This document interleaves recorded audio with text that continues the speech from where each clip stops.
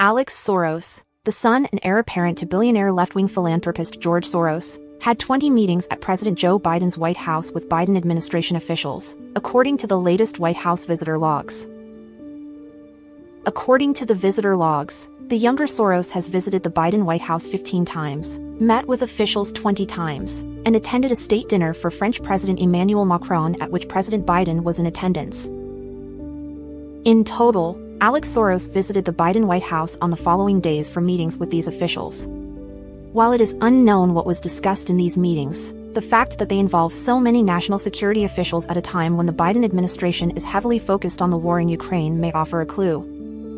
Mark Leonard, the director of the European Council on Foreign Relations, which George Soros Open Society Foundation's (OSF) funds, told The Washington Post that the war in Ukraine is a key focus for the younger Soros.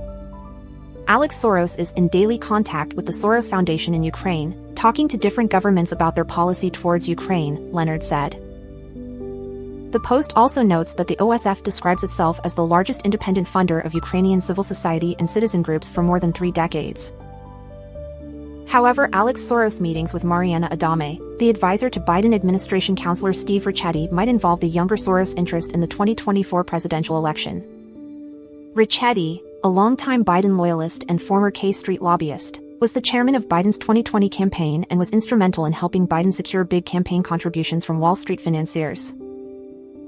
Last month, Alex Soros was announced as the heir apparent to his father's $25 billion global left-wing nonprofit empire, The Wall Street Journal reported.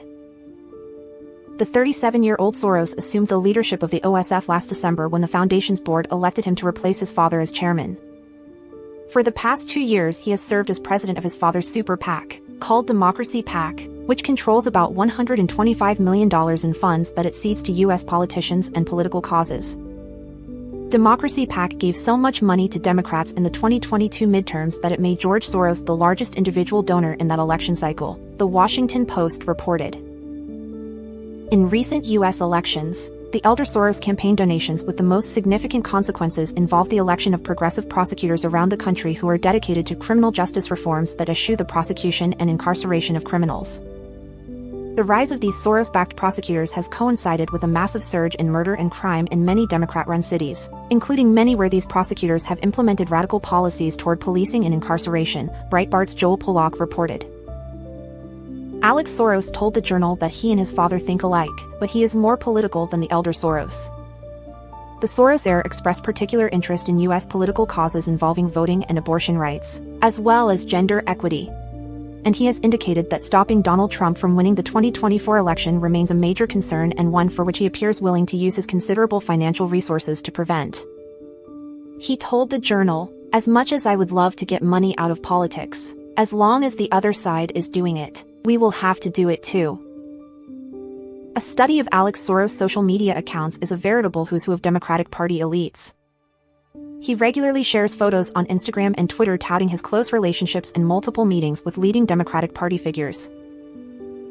A partial list, which is by no means exhaustive, includes his meetings with Senate Majority Leader Chuck Schumer, Democrat New York, whose Senate Majority PAC received $2 million in 2018 from the younger Soros and $14 million from the Soros Super PAC in 2022, former House Speaker Nancy Pelosi, Democrat California, whose House Majority PAC received $5 million from the Soros Super PAC in 2022, House Minority Leader Hakeem Jeffries, Democrat New York, former President Barack Obama, former Secretary of State and 2016 presidential candidate Hillary Clinton, former President Bill Clinton, with whom Alex recently traveled to Europe and joined in a meeting with Pope Francis, Vice President Kamala Harris, Transportation Secretary Pete Buttigieg, Michigan Governor Gretchen Whitmer, Senator Raphael Warnock, Democrat Georgia, who received $1 million for his runoff campaign from the Soros Super PAC, Missouri Attorney General Keith Ellison, Representative Adam Schiff, Democrat California, Senator Elizabeth Warren,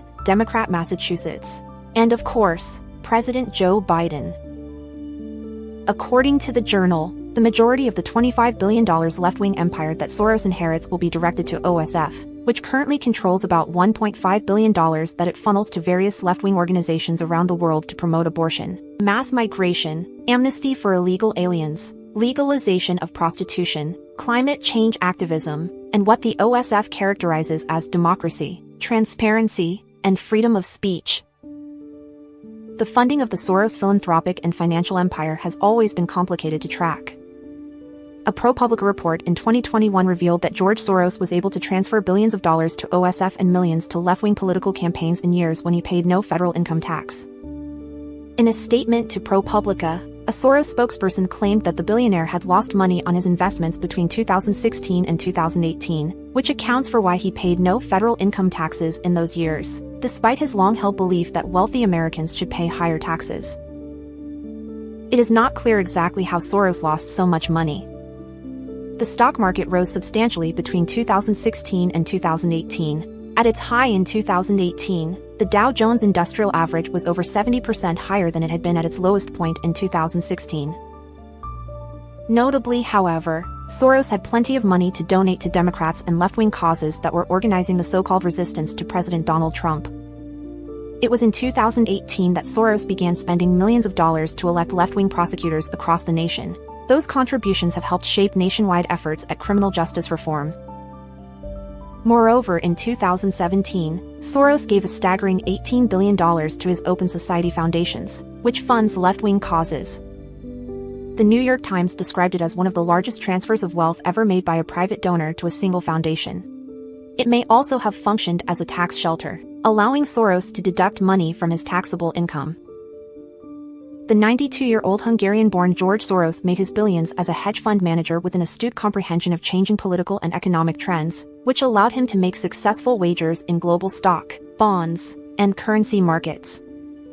His most famous and lucrative single bet was his decision in 1992 to short the British pound, a gamble that bagged him $1 billion and earned him the title of the man who broke the Bank of England, as one British newspaper dubbed him. Thank you for watching. Don't forget to like and subscribe for more great content in the future.